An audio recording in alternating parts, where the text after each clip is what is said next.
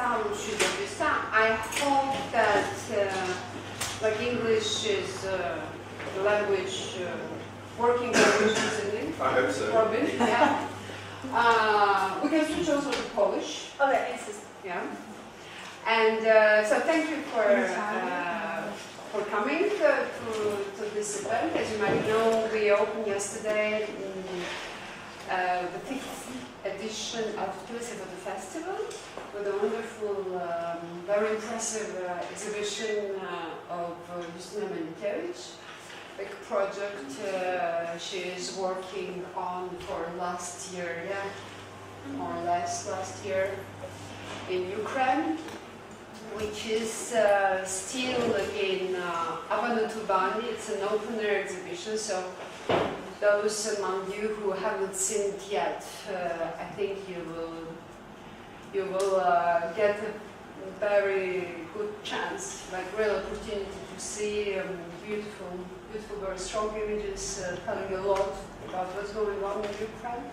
So this is a 5th edition of Tbilisi for the festival. Here you have some small things, like the invitations for the exhibitions, program of the festival. So today is the second event of the festival, meeting with our beloved friends, Justyna Mielnikiewicz, Polish photographer, and Robin Forestier-Walker, who is a journalist, based in Tbilisi, but working more or less around the region, a big region. And this is I think that it's very interesting, and thank you to both of you that you gave us a chance to make the second round of the discussion, because in May we already made a discussion, very interesting one on Ukraine, with Justyna, Robin, and another friend of ours, and also journalist, French journalist, Régis Janté. So all of them, they worked and continue to work in Ukraine, so going there, going back there. And it was extremely interesting to hear them sharing their experiences, their thought, their analysis also of the situation. So it's a logical continuation of the discussion that we started in May. That was the first round. While we are still waiting for people arriving, I would say also like 2 words about other events of the festival. So we're having with us our wonderful guest, invited guest of Tbilisi for the festival, Adam Mazur, who is a Polish curator, leading Polish photo curator, author of the very important book. Yeah? No, why you're smiling? Yeah, it's very important. Tomorrow. Yeah, but I'm because I want to charm the public with the opportunity to listen to you tomorrow, to hear you tomorrow. So Adam Mazur will be presenting tomorrow in the same place at the same time, 6 o'clock, but I guess we will begin at 7:30 because of the jam. But still, tomorrow will have to be more, how to say, more Precise. Yeah, precise, because after Adam's event, we have the opening of the second exhibition of the program, which is a Georgian journal, Robert Kaplan, Georgia. So wonderful exhibition. That will be for you. It's a newspaper about Kaplan's exhibition. So it will be held in Tbilisi Bank Gallery on Marjani Street. You know, I guess all of you know the place. So here are the invitations. And so at 6 o'clock we will hear Adam Mazur having a lecture about a slideshow about the new phenomenon in Polish photography since 2000. Because they say that there is a real phenomenon that defined itself in contemporary Polish photography. Then we have this absolutely wonderful exhibition, Robin, it's a great chance to see it. And of course it's dedicated to the 6th anniversary of death of Robert Capa, who died in Indochina in 1954. And we have some other events. And some other events on October 4th, we have 2 exhibitions on Saturday. Both of them will open in Literature Museum, very different ones. First is by Davide Montalone, which is like established, well-known Italian documentary photographer, photojournalist, working a lot in Caucasus, Russia. There are like big series he has already done. And Spasiba, his exhibition, which is that was shot in Chechnya in 2014, was got a big prize of French foundation, Carmignac. So we have a chance to show this exhibition. And another one is a suitcase with deaths negatives, which is the first show of the pioneer of Soviet Georgian conceptual photography. Of Georgian conceptual photography. Paul Chaverdian, who was working in the very late 80s, and was this will be also a great opportunity to discover very, very beginning on the conceptual photography in Georgia.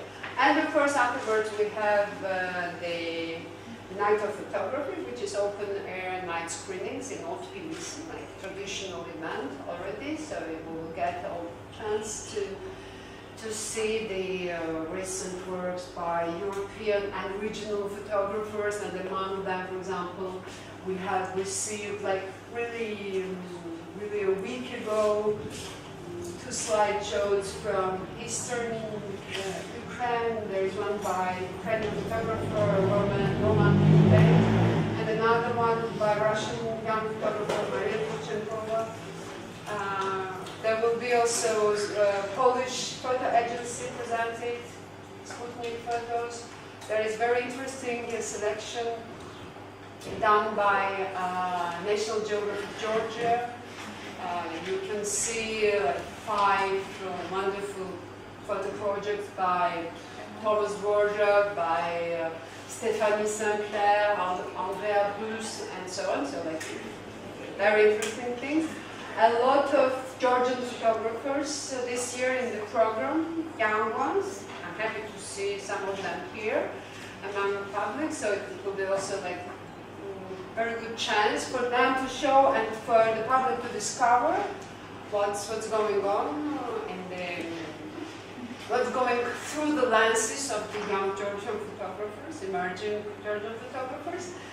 And on October 5th, we will have the last exhibition of the pestle, which is a man with accordion, Rezo Kezeli, free spirit of Soviet Georgian photography, like really wonderful author of Soviet period, and it's like it's not really his first exhibition.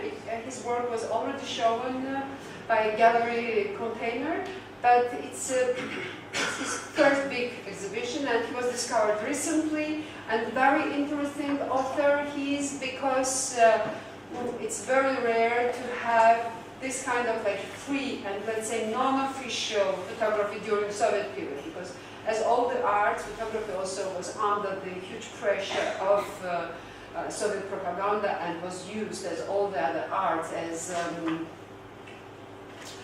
a tool of the ideology. So, and very few photographers could create photography that was free of this, let's say, dogmas and cliché.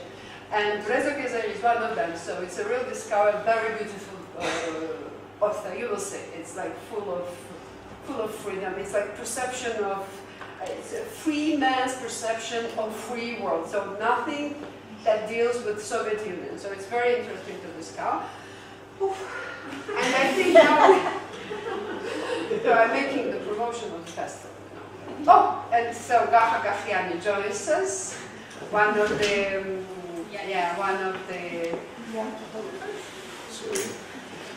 the warriors of the division of young Georgian photographers.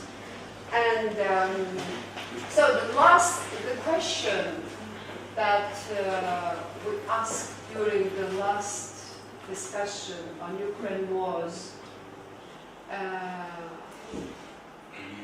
a new Cold War, like Ukraine, a new Cold War. So that was a big question, and all the discussion was organized, not organized, but like we were like turning around. Since a lot of things happened, Robin, Justyna, yes. Do you think that this is still the main question that we can ask today, like 6 months after? Or what would be the question of, like, actually, like big question actually? I don't know, I just kind of see this... hello everybody, and thank you for coming.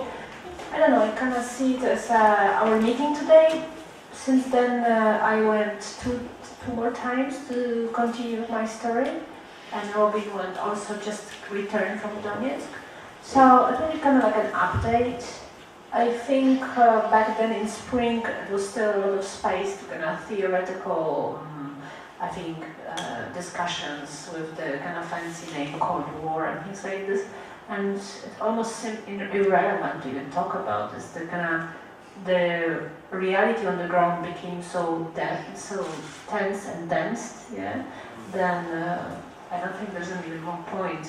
Yeah, there is some kind of, you can call it new Cold War, you can call it the separatist conflict, you can call it many things, but I think the discussion kind of moves to details, which how people on the ground are dealing with this, what are the consequences of this for people, not in the sense of just lost lives, but even like how they're going to live after that, or right now with this, yeah? So.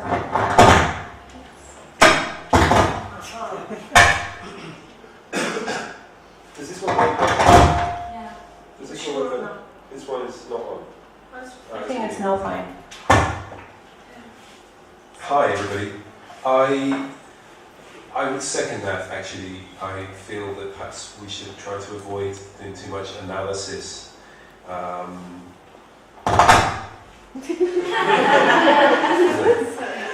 the microphone agrees. I mean, I think it's an opportunity to talk about how people are on the ground. And that is something that Justyna and I would both like to talk about today, and our experiences of meeting the people we encounter, and perhaps try to give a sense of what it feels like to be there in eastern Ukraine right now, if it's remotely possible to do. At least on my behalf, I have not been directly under the shell fire, although I came close to it on a few occasions. But if you know, to really understand it, you have to know what it's like to have your house hit by a rocket or water.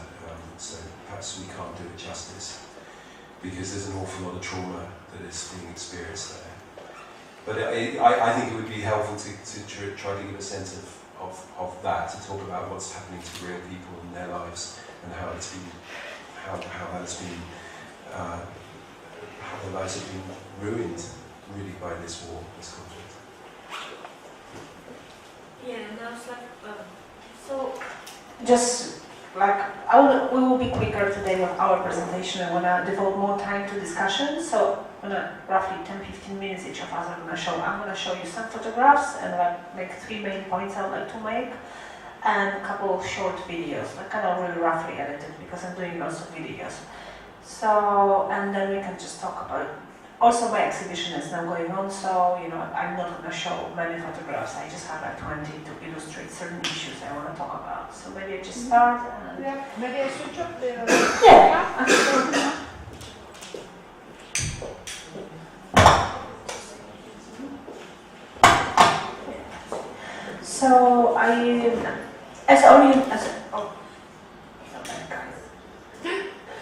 So as all you know, as probably know, I just like briefly remind that my project is, it's not a news project. This is not the project I'm working on about the war in Donbass. The war in Donbass is just a part of this. Otherwise, it is the project about Ukraine, where River Dnieper appears and returns in this work a lot as a line of reference, a certain symbol of East-West division, which is not very black and white one-to-one, but roughly I take it as a kind of blueprint on which I'll kind of searching for answers, talking to people about how this split is present in the society. So there's like 3 points I wanted to bring as like, first of all, as war develops into next stage, there's more brutality, more people are dying. I think it's very important to remember and not to forget how it all started, because without that context, how it all started, we cannot talk about present what's going on in Ukraine. Because this, for example, the place in Mykolaiv. This summer I took a trip. I didn't go for 2 weeks. I didn't go to a place where there's a war. I just took a trip from Kiev down along the river, Dnipro.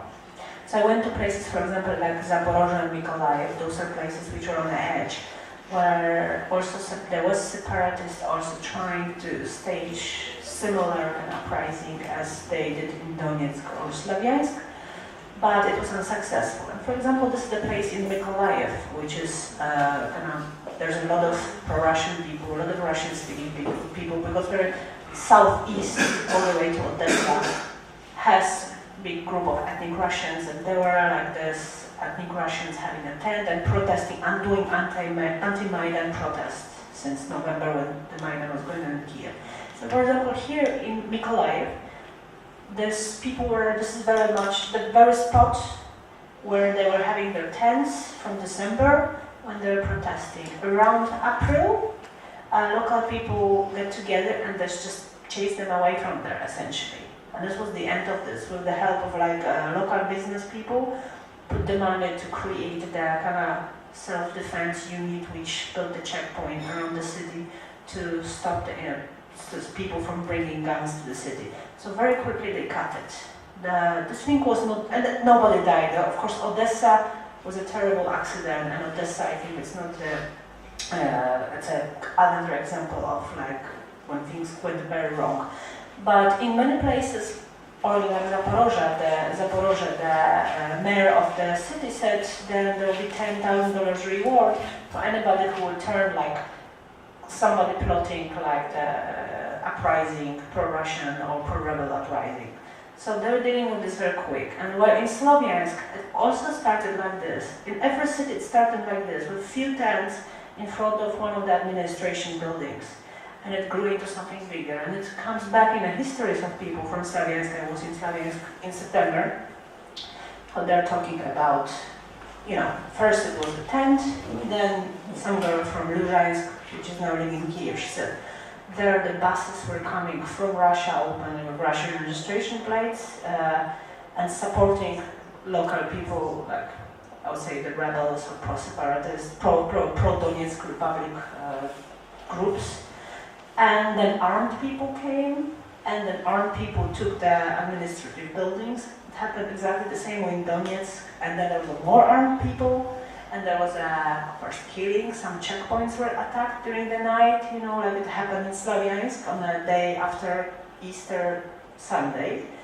So there's like this very clear steps, like certain elements were added. For me, it didn't look like an accident, it looked like certain plans where the new elements were added to build up the tension.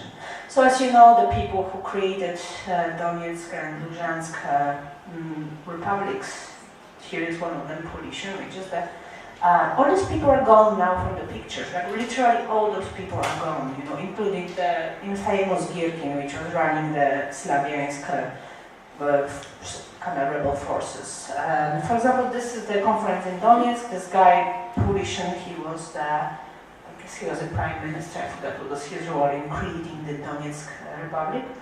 He was the guy which was, involved in, I think, was running the funeral house before he was involved in the pyramids, where you just gonna take all these people. This was a great article I read in Kiev, in the Ukrainian magazine, telling about all these people background. It was all people from the shadow with strange history. This is when Slavyansk was under the control of the separatists. And now when I went to Sloviansk, I met a few people and then just talking about like how it happened, what's going on there now, because now Sloviansk is back under Ukrainian control.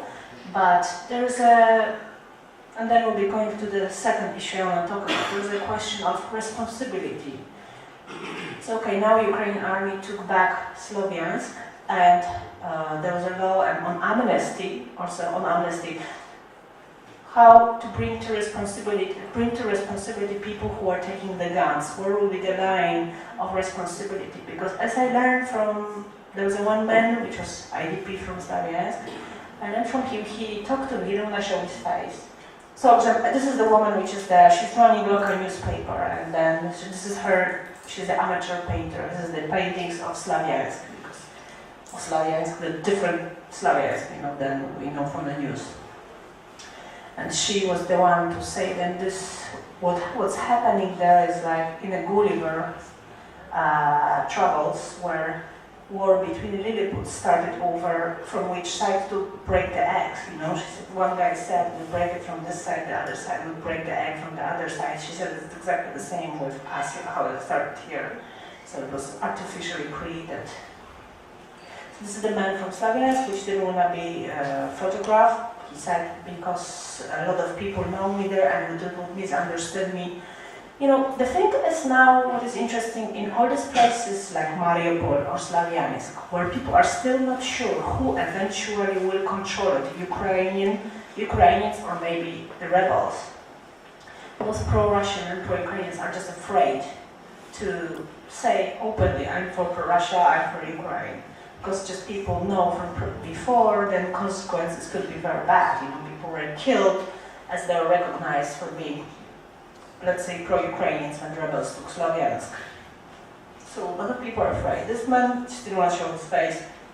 And it's the kind of sense that these people were supporting the rebels, but it doesn't mean these people were supporting the war which is going there. And I think it's also very important to...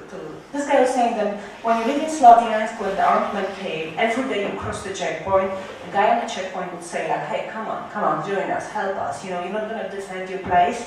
And he was saying like, what am I going to defend? But the pressure was huge. And he said a lot of young boys came, joined those guys later, and many of them died, so it's a huge pressure, and I think that all these elements are important in this conversation. So there's this responsibility. And as I said, my project is like when I talk to people, when I meet with people, I often ask them, which language do you speak at home? Ukrainian and Russian. In the East Ukraine, pretty much everybody said, will they be Ukrainian or Russian? They say they speak Russian at home. And again, they know Ukrainian, but like very often they speak Russian at home, and they say it's like, we grew up like this, it's kind of like we used to this since Soviet time, and it's kind of like that. So I ask people, what language you speak at home, do you consider yourself Ukrainian or Russian, because as I was talking about the split East-West, there's also I met a lot of Russian ethnic Russians which support pro-Ukrainian positions. And also Ukrainian fighting in the rebels, between the rebels, so the split is not very black and white. So, again, I think the question now, for me, it's not the point now to find from people, are you pro-Russian or pro-Ukrainian? Because you cannot have consensus. For example, I met this man on the beach, and I think this man was probably a little bit pro-Russian, but he didn't take part in fighting. He was just living in his house and traveling to work from Ukrainian controlled to rebel controlled territory on a bicycle because he didn't want to lose his work. And he went under the bombardment 4 times and on his bicycle. And so when I met him on the beach, he was making this mermaid, and then he told me how he turned grey after what he experienced, and he really felt like at first I thought he's like mentally ill, but he was just in shock, still in shock, and to this. So the question is like, it doesn't really matter if people are pro-Ukrainian or pro-Russian anymore. The war kind of takes its toll equally on 2 sides. Many people stayed in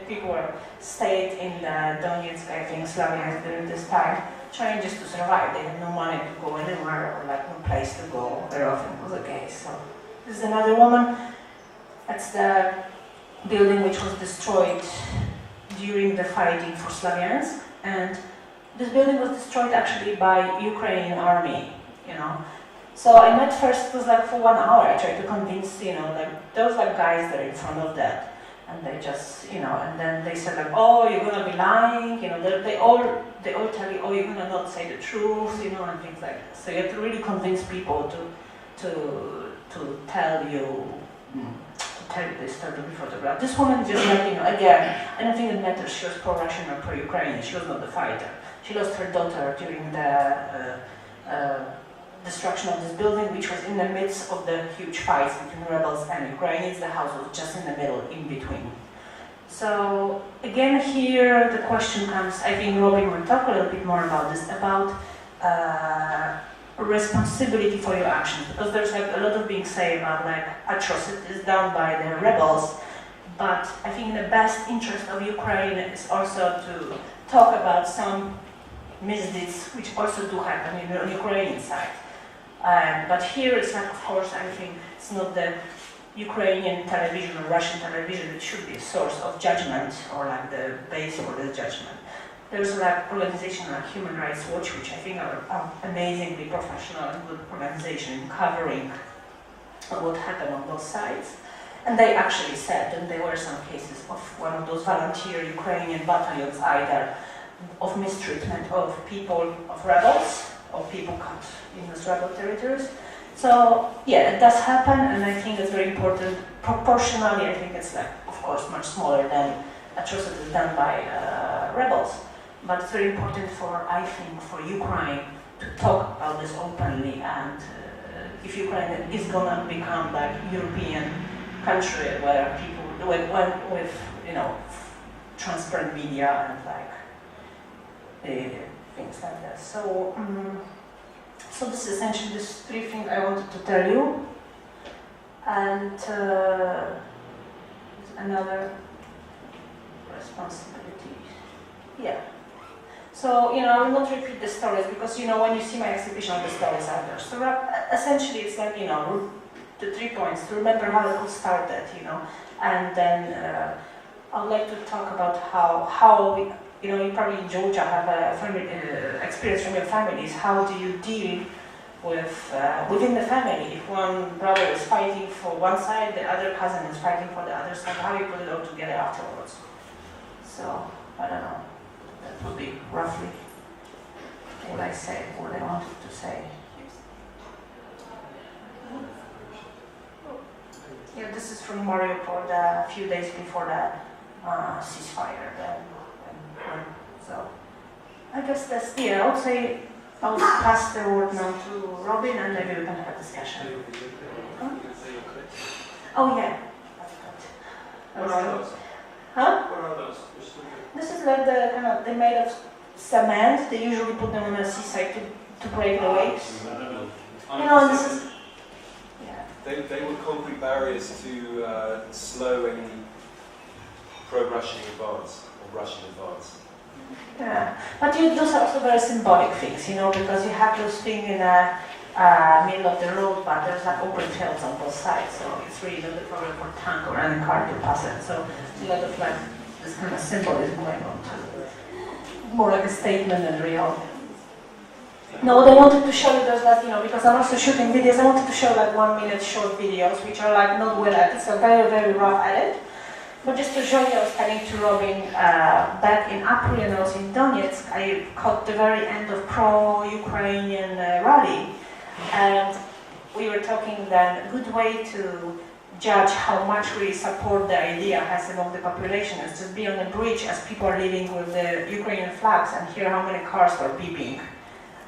So I'm just playing for you, it's not even 1 minute. So this was in Donetsk in April.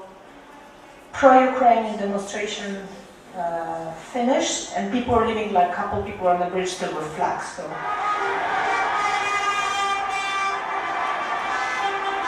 See, there's a one person there.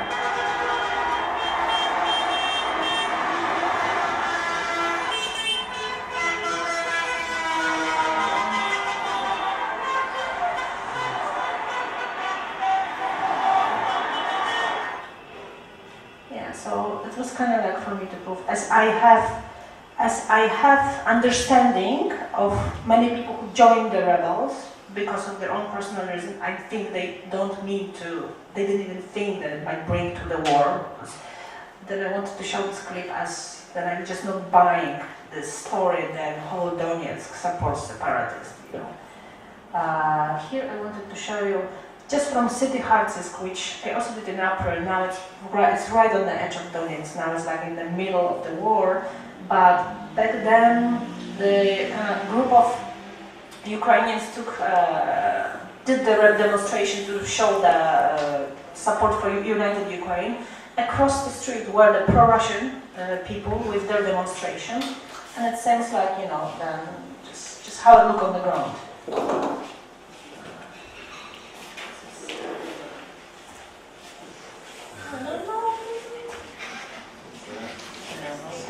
Always a state.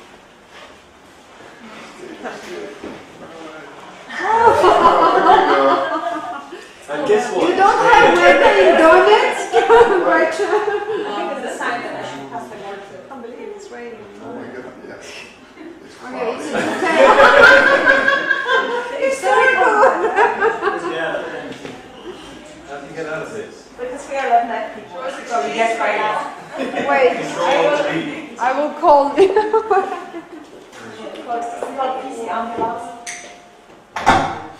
Disaster. Historical weather. These are my slides, of course. Yeah, just a British Average height That one. 15.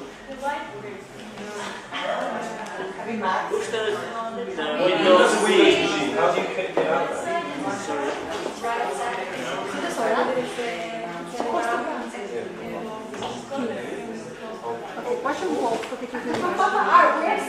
And then where do you go? Desktop. So I guess when these people, you know, they identify taking part in this rally back then, it's very dangerous now to be there. The parallel left. And this is across the street for Russians. Across the street? Across the street, literally. 50 meters.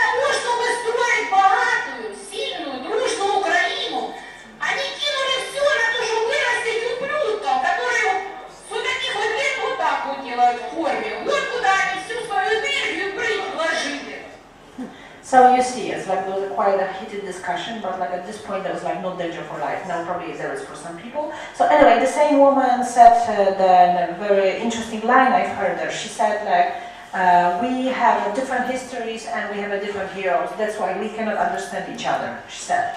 And actually, my project is a little bit about this, you know, because I want to show you the last clip and I'm done, which will be from Dnipropetrovsk. There's the very Soviet thing, diorama, which shows shows the huge painting, round, like maybe 20 meters long, which shows the battle for Dnieper River between the Soviets and, you know, how Soviets were crossing, because it was the line between Soviets and the rest of Europe. There was like the right side of Ukraine was under Soviets much longer.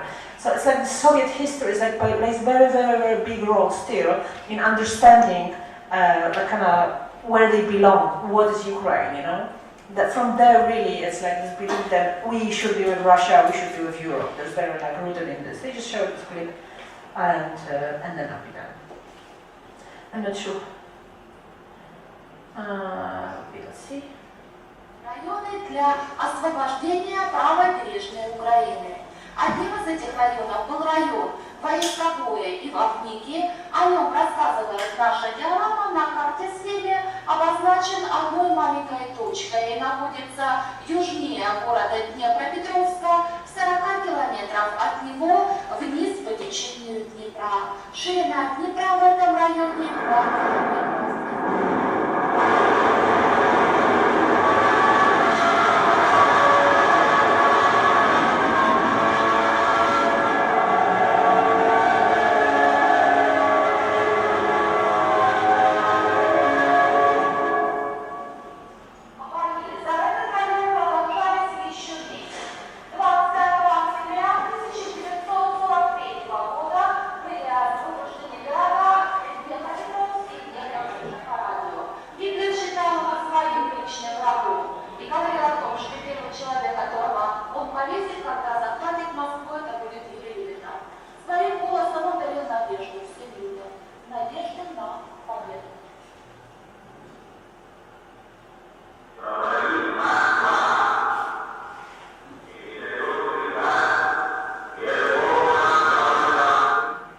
So I wanted just to show you this. If you be there, you have to see it. It's very cool, very interesting.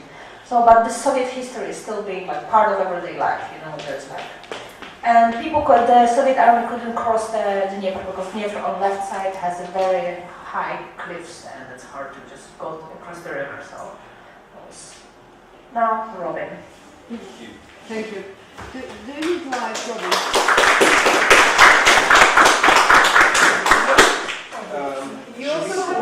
We could put the lights on for a few minutes and just have a break from the darkness. There's a lot of darkness.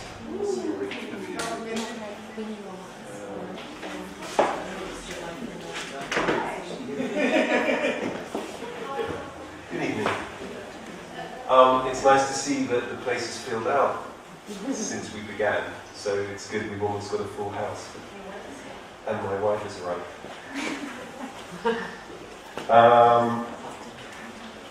My name's Robin. I am a freelance journalist, but I work mainly for Al Jazeera English, and I moved to Tbilisi a year ago, almost.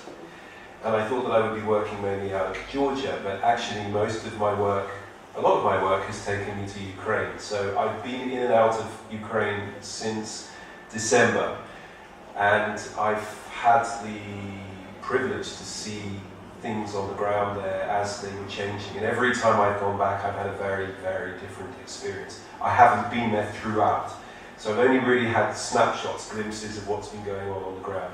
I was there in December in Kiev with the Maidan protests, and again in February. And then I went down to Crimea, and I was able to witness at first hand the takeover of Crimea by the little green men, the polite men, as the Russians like to call them. And I went back for the inauguration of Petro Poroshenko in June. And again, just last week I returned from Donetsk, and so that was the first time in September that I actually made it over to the conflict in the east. And it was actually pretty much my first experience as a war, reporting on a war, covering a war, of warlike proportions. I've been in a conflict zone, but nothing on quite this level. And I wanted to try to give you a sense of what it's like on the ground now in Donetsk in particular, because my crew, my team and I were mainly restricted where we could go, and it was also an editorial decision of Al Jazeera to keep us in Donetsk so that we could be the first to report any new major development. And unfortunately, because of the nature of the business, there was very much a sense that we were getting Ukraine fatigue, dare I say, that we had had too much of Ukraine and it was time to give the story a bit of a break. And that is what has happened now since I left. No one has come in to replace me, but we will be obviously going back to cover the elections. And that's really an indication of the situation we're at in Ukraine right now, where the international Western media has been seeing the same thing going over and over again and again. And the current ceasefire isn't really a ceasefire, but at the same time is in no way at the level, the conflict is in no way at the level it was a few weeks ago. So that is, if it's possible to call it that, a positive development. But anyway, when I came in to Donetsk, I was struck immediately by the no man's land that now exists between the two sides. You're driving east from Dnipropetrovsk, which is where we were able to fly into. And even there, it's a 6-hour drive it took us to get to Donetsk. The roads were very much empty, and when we then finally reached the last few checkpoints on the Ukrainian-held areas, suddenly we were into this bizarre landscape which is littered with artillery pieces and rockets and various debris on the roads. The roads were damaged. There were unexploded mortars buried deep into the tarmac, which we had to negotiate. And then we reached the last Ukrainian position and we could still hear the shelling. And it was a very, very eerie experience. And the Ukrainians on the front lines there were very, very nervous, very edgy. And this ceasefire at the time was only a few days old. And it didn't look like a ceasefire to me. And then when we finally got to the Donetsk People's Republic side, the first checkpoint, there was a very long queue with people waiting to get across this checkpoint, having their papers, their documents, their cars checked. But we got through, and suddenly I was in Donetsk proper, inside the city, and it's a very changed place, I think, from the Donetsk that Justyna was showing us in the video, because I wonder now how many of those people that were in that in that video, particularly the drivers in those cars, are still there. It was a ghost town. It still is largely a ghost town. When I left a few days ago, people had started to return, but now that the violence has continued in the north of the city in particular, I wonder whether a lot of people are leaving again. And it certainly is in no way a normal functioning regional centre, and that is part of the tragedy, because people want to get back, get their lives back, at least those who have decided they're going to stay, they're going to throw in their lot with this new regime, this controlling things there. They've decided to stay, but what kind of a city are they now living in? And particularly in the north of the city, where there's been so much fierce fighting around the airport, which is still Ukrainian held, the shelling continues and people are dying on a daily basis. Well, perhaps one day it might be 1, 2, 3, 4 people. Another day, I think yesterday or the day before yesterday, as many as 10 civilians. 6 today. 6 today. Children are not going to school, although they were just about to start going back to school. A lot of students are taking lessons via Skype, which is an interesting modern scenario, of course, that is now possible. In the evenings, the streets are empty, no one is around. Most shops are closed. It's curious where the produce is coming in from. The prices have doubled. People are still, some of them getting salaries, because the municipal workers are still receiving their pay from the central government. But they can't access their money because it's been paid into banks that are not necessarily open in Donetsk and have had to close. So pensions are not being paid, and people are really, really struggling. It's an awful situation to be in. And the law is being interpreted by different people in different ways. It's difficult to know who's in charge. We know that the rebel commanders are the ones with the guns and able to command militias. They're trying to create their own police force. We saw newly painted police cars. We were told that a lot of the cars had actually gone before they took over, and they're still trying to find them. They've lost their police cars. But the guys who were pretending to be traffic police just looked like militiamen, and we were at a checkpoint an area where they were stopping the traffic, and people were stopping and allowing their cars to be searched. And then suddenly this, I think it was a Nissan four-wheel drive, was zooming along, and at the last second decided that it was going to stop, and maybe it had seen us with our camera, or the guys who were in it were armed militiamen, but they decided to stop, presumably out of force of habit, because the police were waving the people down. And they skidded for about 20-30 meters and put their heads out the window with their guns, looked at the guys who were now trying to be the new police, and they obviously realised, well, you know, we're not going to show you our documents, you know, the law doesn't apply too often. Off they took off again and just sped off up the road. And it was a clear indication that depending on who you are in the city, you can pretty much do whatever you want to do. We met someone who had an accident with one of these drivers, and of course he was having to cover the cost of the damage to his car, because they certainly weren't going to cough up. Lots of cars have been taken over, stolen effectively by the rebel forces, or requisitioned. And the last day that I was there, we were staying in a hotel which was then visited by some very influential looking businessmen. And unfortunately I never got to work out who exactly it was. I took his photo, so I will try and ID him at some point. But he was accompanied by two heavily armed Rambos who just walked in with him, you know, in their combat gear and their machine guns, and sat down in a corner, crossed their legs and ordered coffee and smoked their cigarettes with their bandanas on. And that's a flavour of what's going on now. So, you know, the pieces are still in flux. There is an awful lot of obviously bargaining and power play going on, and who is going to end up getting all of the pie and the control of the resources, and that is all still to play for. But it's certainly looking very much like this idea of an amnesty and some end to this conflict is nowhere in sight. Before I'm going to play a video to you, I wanted to give you a sense of the violence that is still being wreaked on people randomly around the town, and the fear of these rockets and these missiles that can just hit residential areas at will. We can talk a little about who's firing them and who's responsible afterwards.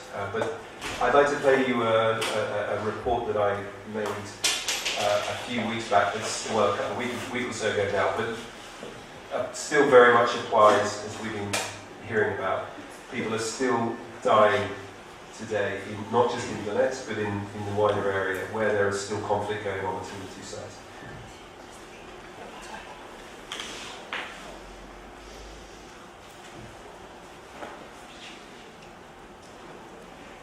I'm just going to find my temporary folder. Desktop here? Yeah, it was on the desktop. Can you see it? Yeah. Oh yeah, Robin Temporary, thank you. Mind.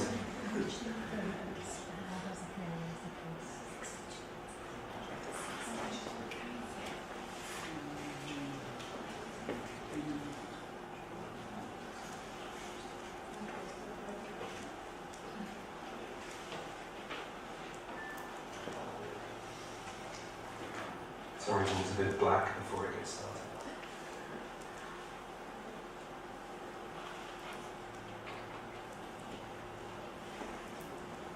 It happened at 9:30 in the morning. Yuri, who lived on the top floor, was disabled. His body, neighbours said, was still inside.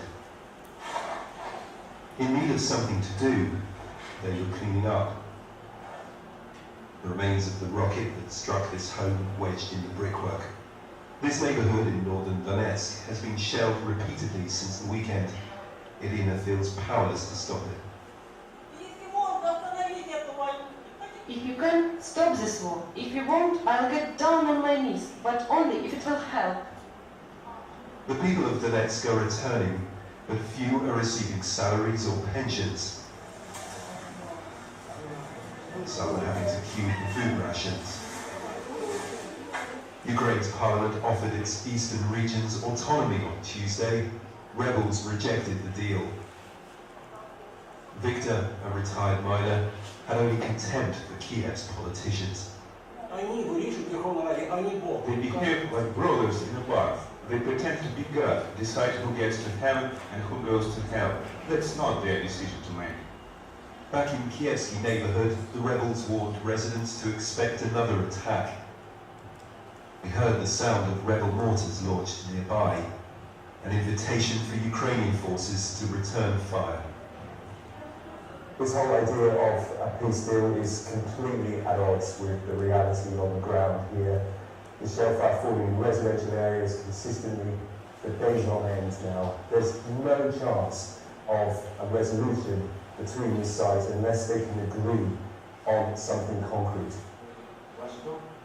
I met Nina Midyushko and her neighbours sheltering in the cellar, too afraid to leave. I would go to Russia now if someone could drive me, she said, but who will take me there, and I can hardly walk. So long as the shells keep falling and killing, autonomy seems besides the point. Those caught up in this are praying they were living in some other country. Forestier-Walker, Al Jazeera, Donetsk. So, I wonder whether everybody understands or has been following it, and forgive me if you know exactly what's going on there in terms of you've been reading the reports daily, but it was very interesting for me to get a sense of why the ceasefire isn't holding and where it's not holding. So what I've got hold of is a map that the ATO, the anti-terrorist operation, and the Ukrainian government is producing on almost a daily basis. And see if we can make it a bit bigger. Maybe that's big enough. Is that good? Yeah. To give you a sense of why the ceasefire isn't holding. So I'd like to point out to you a couple of places. You can see the explosions, the attacks here and to the south and around Donetsk, and to a certain extent up here as well, Justyna and Slavyanosebsk.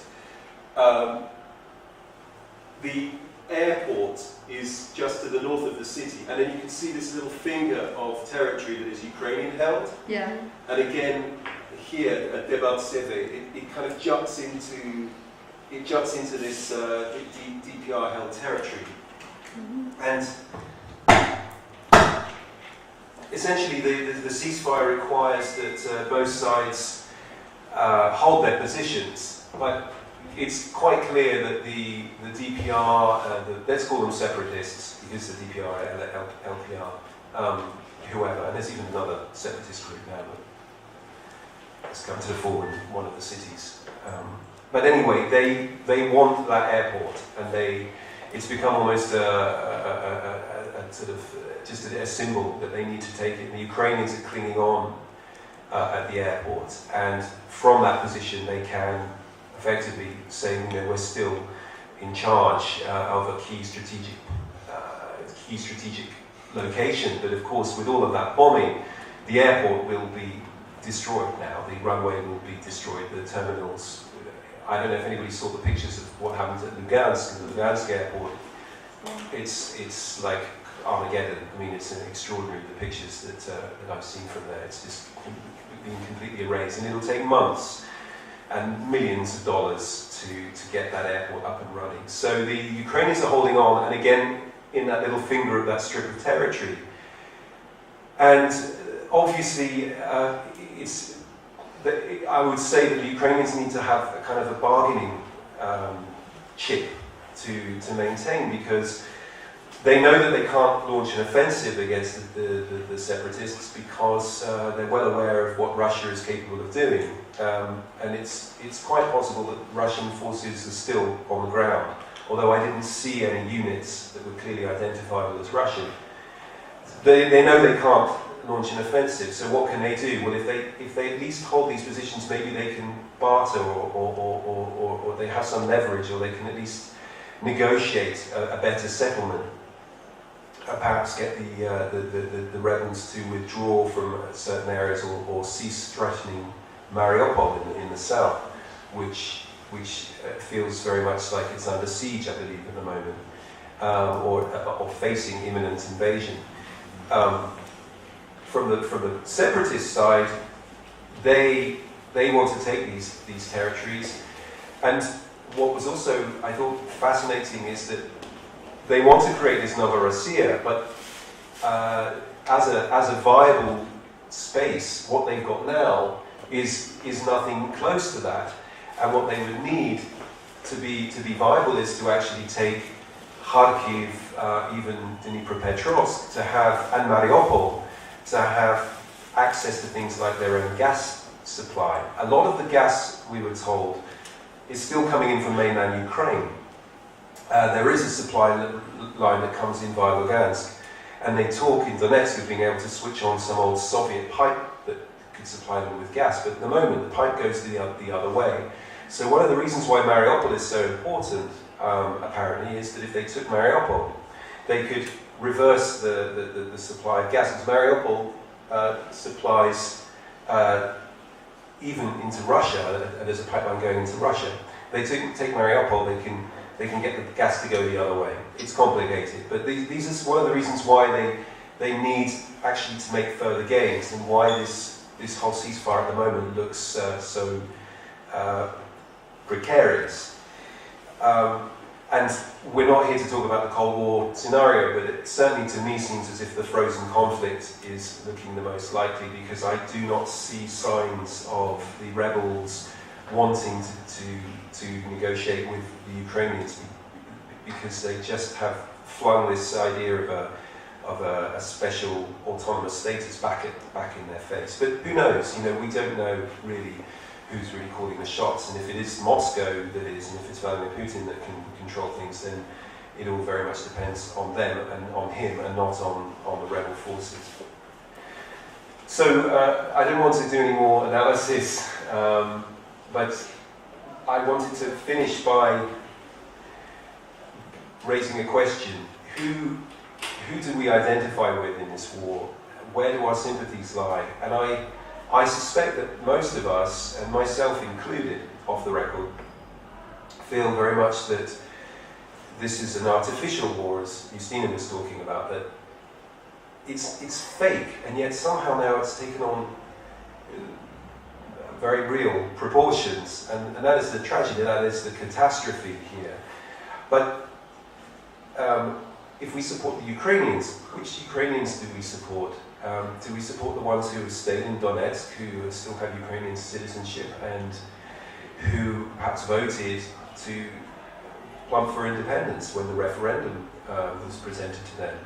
A lot of them did, maybe a lot of them didn't, but we saw the surveys that suggested that even in most of eastern Ukraine, people wanted to stay in Ukraine. But still, these are real people, and they have real views and opinions and reasons for wanting to do what they do, and their sons and their daughters are split down the middle. One family that we met, the son was working for the rebels, was a chef. The daughter was married and living in Kiev, and they're absolutely torn down the middle. They deserve our sympathy too, and many of them, when I was there, when I was with those women who were cowering in the basement, were furious with the Ukrainian forces for firing at them, or for hitting the areas, which to me seemed difficult to understand, given that a lot of the rebel fighting is around this airport is actually coming from these positions. They're actually launching their attacks from within residential areas, so they're inviting the Ukrainian forces to return fire. And it's maybe part of that's their strategy as well, to win hearts and minds, because they are gaining the support of the local people who feel that they are protecting them, that they're not necessarily seen as human shields, but actually that these are their protectors. And it's a very difficult thing for me to understand, that we can't just assume that they need to look at the bigger picture and understand that, of course, the Ukrainian forces, have to take back this area if they're going to maintain Ukraine's sovereignty. They don't see it this way at all. The last video I was going to play you an experience of a Ukrainian man who's there, but I'm actually going to play you something different, because I thought this might be a little bit more controversial and spark some lively discussion afterwards. What about the Russian volunteers, the idealists who came and decided to fight for the separatists? Do they deserve our sympathy at all? I mean, do they even exist? I imagine some people probably think, are they really volunteers? Are they not mercenaries in the pay of the pro-Russian movement? These were two guys that we met. We did a story about the prison exchange that's been really quite fundamental in maintaining the ceasefire. A lot of prisoners have been exchanged on both sides. And we met these two in the administrative building in the town hall in Donetsk, and they were on their way home. I'll leave it to you to decide whether they were making up their story or whether they obviously were embellishing it or whether they were telling the truth. But they didn't strike me as the kinds of mercenaries that we would have imagined would be fighting there. Of course, there are different people from all walks of life involved in this conflict.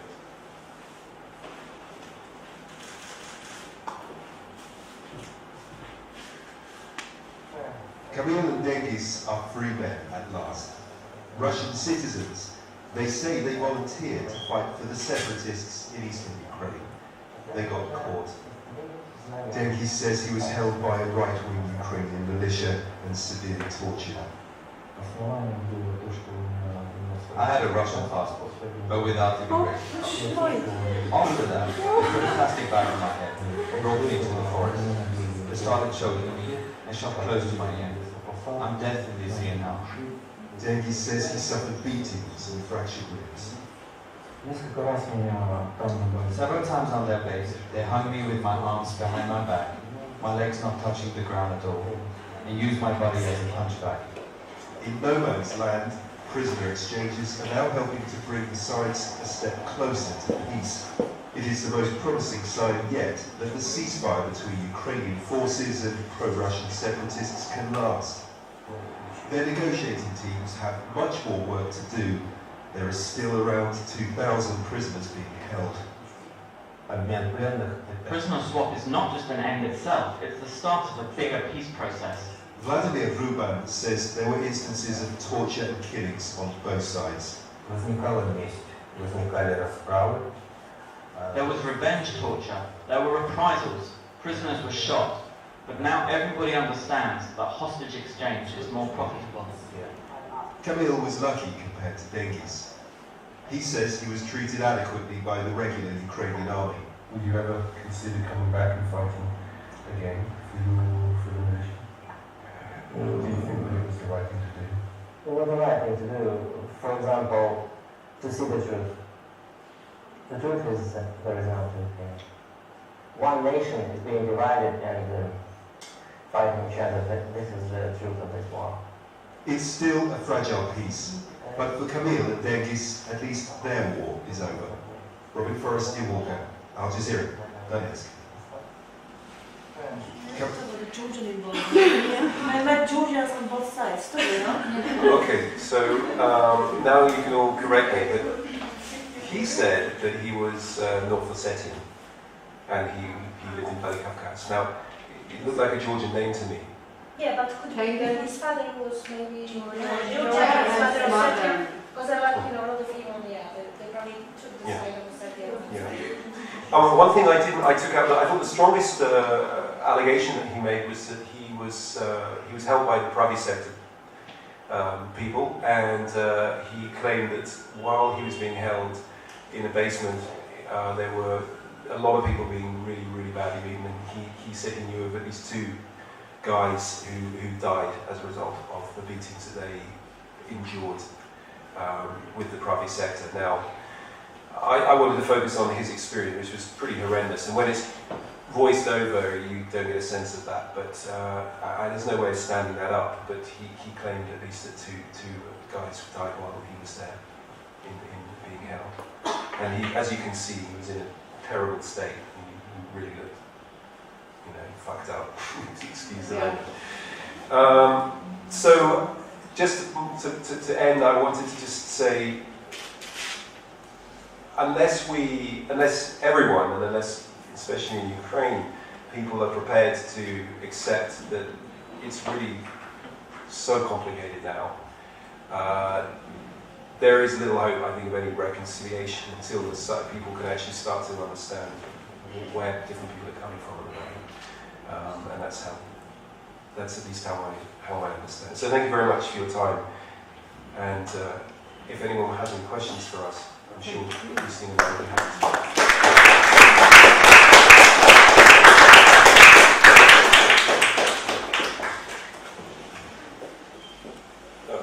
And apologies for the bad sound. Could you hear all right that report? Yeah. It sounded too basic.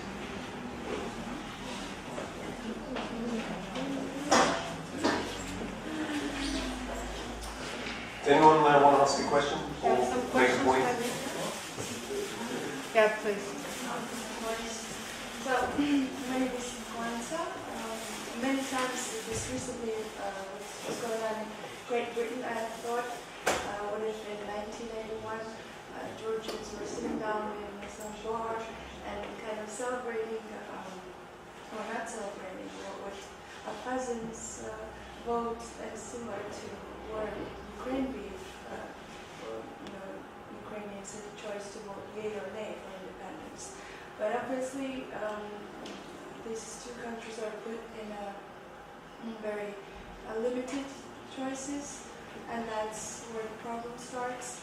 So asking the question which side was right and whose side we're on, both are the losing sides.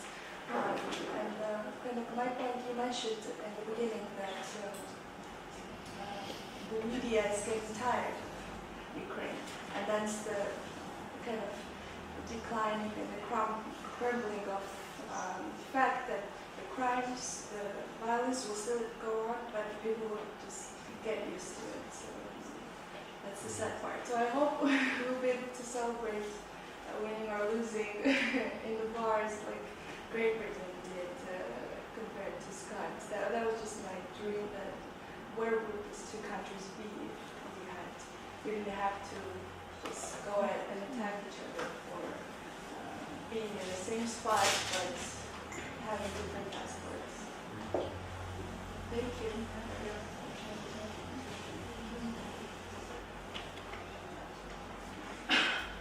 I just want to add to that, when Scotland was voting in its referendum on whether to remain in the United Kingdom or not, I really couldn't help but see the parallels when I was there, and I wanted to see if there was anything really going on. I think the people in Donbass were curious about the Scottish decision. And I just think the saddest thing is that they didn't really get an opportunity to make a wise decision or to really think about the consequences. And some people told me that it was more of a protest vote. So whether or not it was going to be quite as overwhelmingly in favour of independence, nevertheless, probably a majority of people supported independence. I dare say, I'm going to venture that, I don't know for a fact. We saw how the ballots were probably hugely manipulated. But still, they weren't aware of the consequences of their actions and what that would entail. And if only they'd had a year or 10 years to think about what a referendum and what splitting from the country actually entailed, which Scotland had a chance to do. I think it was also like when there was this voting for referendum, I think there was a kind of like very unclear what people are really voting for, because it could be autonomy within Ukraine. I forgot what was the options there. So it was not kind of like the setting up the questions, what they were voting for was very kind of unclear. So I think it's like just kind of people were, I agree, people were not aware to remember that this voting was voting against Kiev, but at the same time it was not voting for Russia to come or the armed guys to protect anybody or anything there. So those are two different things which should be separated. And I absolutely agree that most of these people going for this pro-Russian rally, none of them even dreamed that it might end up with the war. They probably would behave different, because people from there, which left or stayed, they say there was the split between East and West, but it was it could be worked out. Somebody didn't use this thing, so it's not being worked out. So it deepens. So, and the consequence of this is this war we have, which makes it even deeper and deeper, as you said, because like I was in Abkhazia, said your friend goes to fight. There's a group of friends. One guy goes to fight, and then he dies. So you suddenly feel like then you have to, in his name, to follow and go and fight too. It's just kind of very strange choices in a time of war. Well, sometimes. So hope we will meet next time in spring again, and there'll be some kind of positive development. How do you see the possible development? I have no idea from Europe. speaking. I think that I can't see it being anything other than another Transnistria or South Exactly. Ossetia. As Or maybe Abkhazia, perhaps, because they're sort of better resourced, better connected to Russia. I don't know how serious the Russians would be about financially supporting the east of Ukraine. I doubt it. I think it's a disaster. I mean, it's gonna be because there's there was this very strong feeling in Donbass, and then they work for the rest of Ukraine. Everybody will tell you this, we were working here very hard, while the rest of Ukraine is they're just benefiting. We're paying for the rest of Ukraine, which I guess it was more the myth than the truth. So, people there really, most of the people working there said, there's the Soviet factories, coal mines, steel factories. People are working there for very small money. Average pay is around $300-400 for this hard work essentially. And now all these things are closed, and it's not going to reopen. The coal mines are destroyed. When the coal mines are just simply destroyed, the industry is being destroyed. So I think it's just even if they become autonomous and break away, it's just I think disaster. I just don't know how this place is gonna. These people are they voted for autonomy because they wanted to have the stability. They were afraid of Kiev, Maidan, the chaos it brought, and it would come there and they will lose their work, their stability, the small kind of safety net that they were living in. But now they lost everything, and it's what will be consequence, of this. Winter is coming. I cannot say that even in Georgia, in 2008, the Georgians already, the central heating system was destroyed in early 90s. But now it's a huge problem for Ukraine, because Ukraine was like Georgia in the 90s. It's all heated with central heating. So you just destroy this big distributor, the place that distributes the hot water, and you have no hot, no heating. There's absolutely, and winters are cold. So. Yeah, actually, I wanted to mention that I got taken under armed supervision to one of the power stations in near Donetsk, which was operating at about 15% capacity because they can't get enough coal. And the coal mines are not operating because they can't get enough power. In fact, they were without power, which is why the groundwater came up and flooded the coal mines. One of the mines, the engineer was saying, we need to get pumps in because the pumps are ruined now. We need pumps to come in, and it's going to take us minimum 2 months to get the water out. So God knows how long it's going to take for them to be operational, and that's with many of the mines across the region.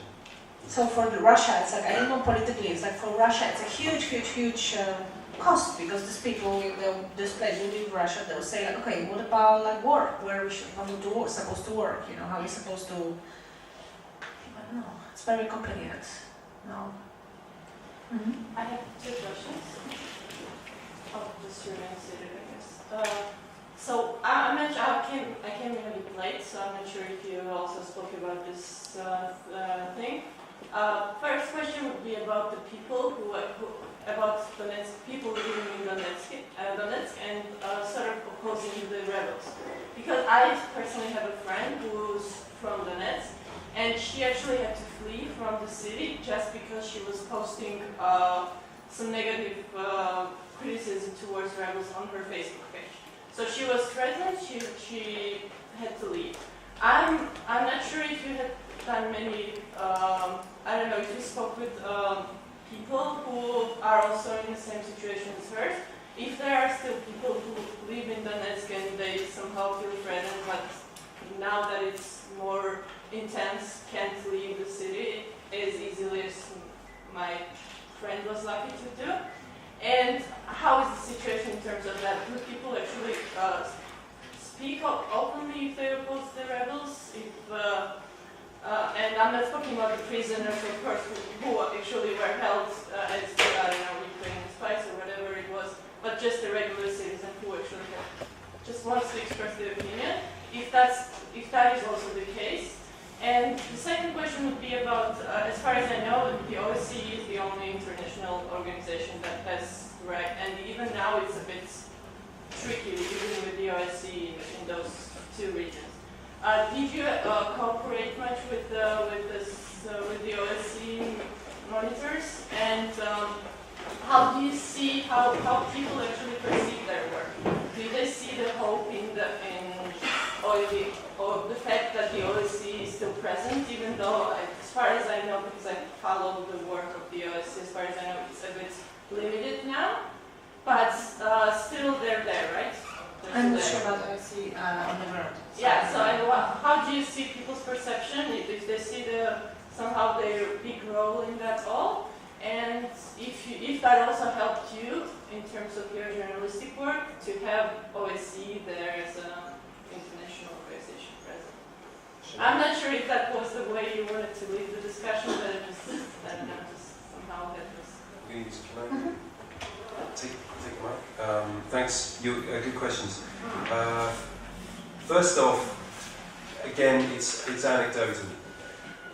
I would say that given how sparsely populated Donetsk is, I described it as a low-budget movie which doesn't have enough money to pay the extras to be around. You know, you walk the streets and there just aren't enough people. They were coming back around the time that I was leaving, but I wonder whether a lot of people who are really pro-Ukrainian and pro-Euromaidan and really believed in the revolution have left, because it's gone for them now. If I felt that way, I can't see why I would But I stay. guess you don't have to be very pro-Euromaidan to be against.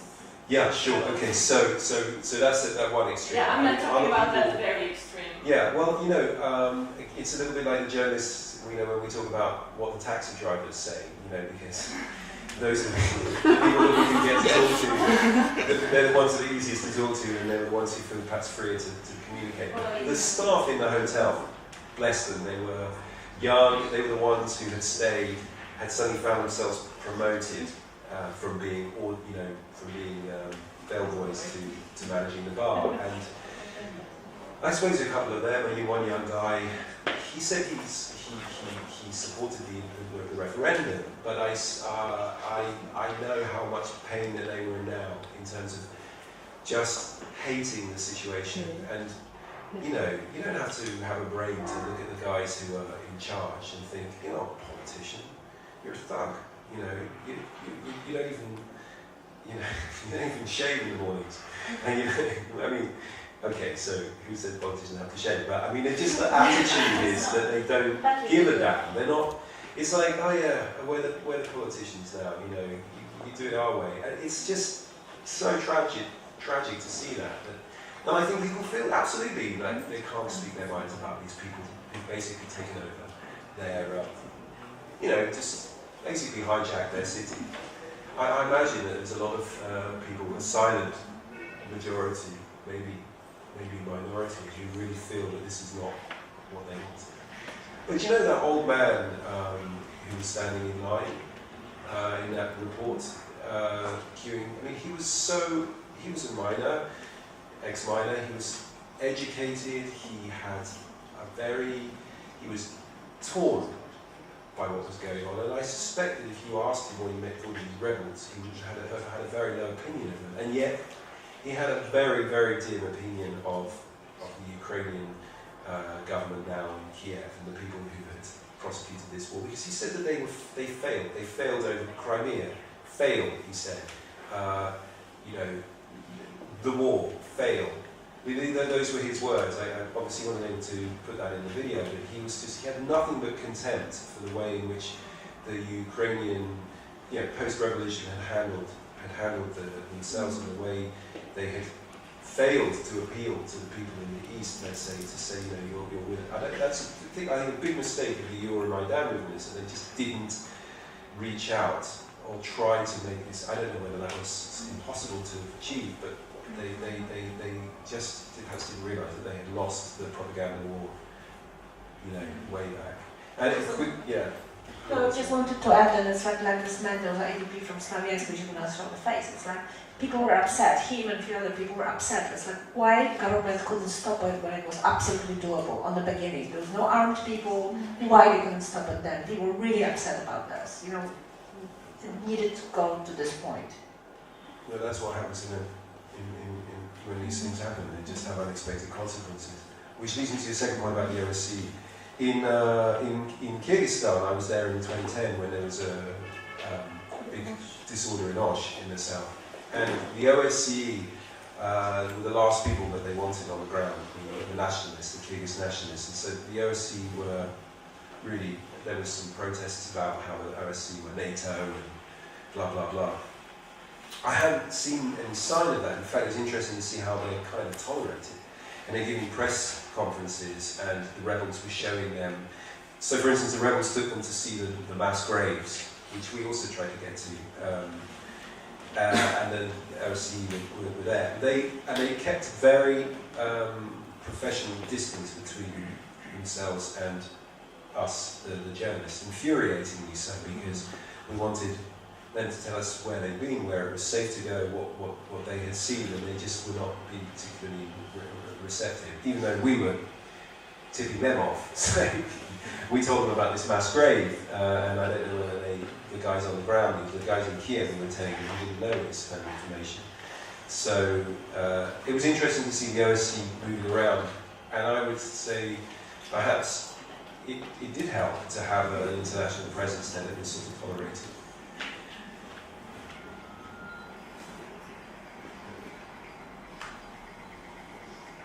Okay. Thank you very much. Thank you, everybody.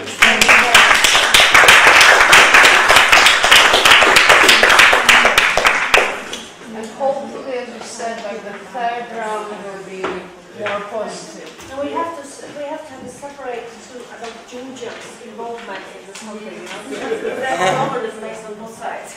I'm thinking of the advisor of the